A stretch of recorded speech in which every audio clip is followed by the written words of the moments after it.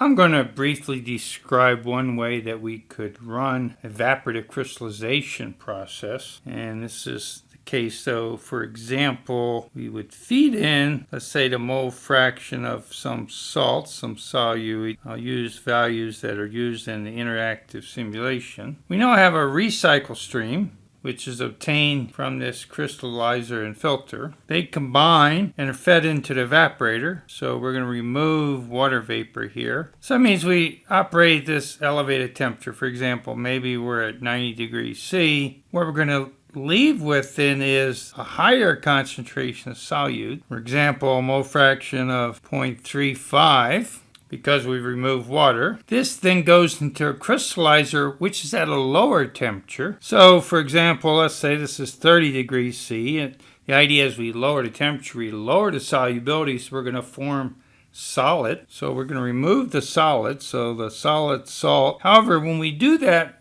what we have is some solution. So this is a solution which is saturated. And for this temperature, the mole fraction is 0.27.